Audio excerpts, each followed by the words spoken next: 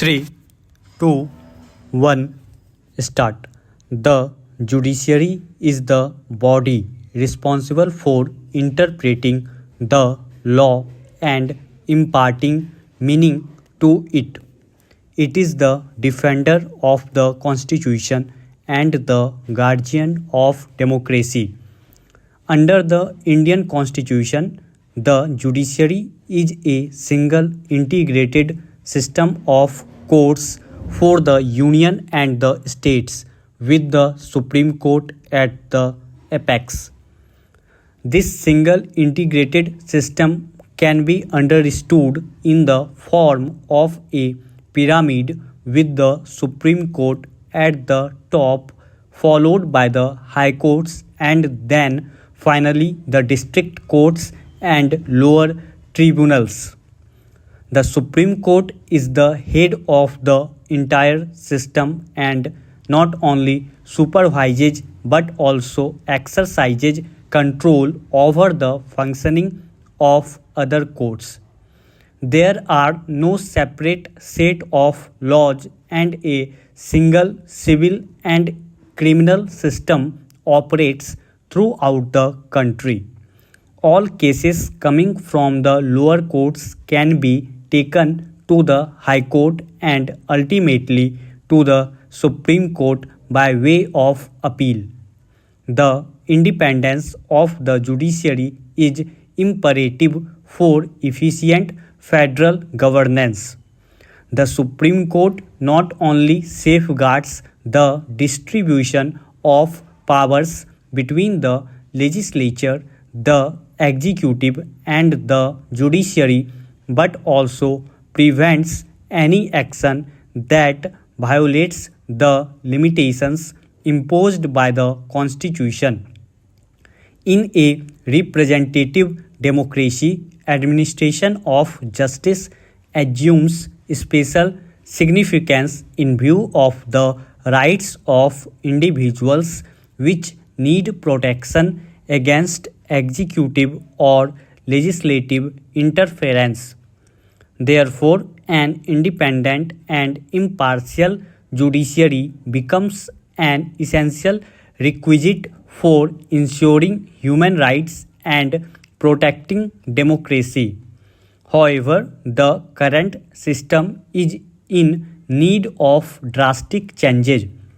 Although the Supreme Court has recognized speedy trial as a fundamental right as far back as 1986, most citizens are unable to enjoy this right.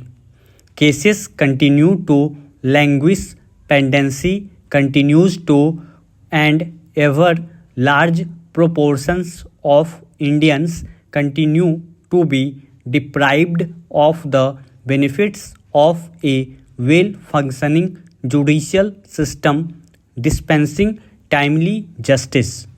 If the nation's judges non-stop battled their backlog with no breaks to eat or sleep and closed 100 cases per hour, it will take more than 35 years to catch up. In addition to being appallingly slow, the poor administration and governance of these courts, lack of technology, and corruption, amongst other things, are issues that the Indian judiciary is grappling with. In this article, we attempt to look at the issue through a wider lens as applied to across the entire ecosystem, including the courts, quasi-judicial tribunals, as well as the administrative, regulatory, and investigative framework of our country. Following are the issues that need to be tackled at the earliest. In order to lift off the burden from the shoulders of the district courts, special and fast-track courts should be established and made sure no function efficiently. Fast-track courts are dedicated courts expected to ensure swift dispensation of justice. They have a better clearance rate as compared to the regular courts and hold speedy trials. The fast track courts were first recommended by the 11th Finance Commission of India. However, in 2011, the central government stopped funding fast track courts. The decision was challenged in the Supreme Court in 2012, but the apex court held that it was up to the states to continue or shut down these courts depending on their financial situation. Three states, Maharashtra, Tamil Nadu, and Kerala, continued running these courts while Delhi, West Bengal, Himachal Pradesh, and Karnataka said that they would continue only till 2013. Stop.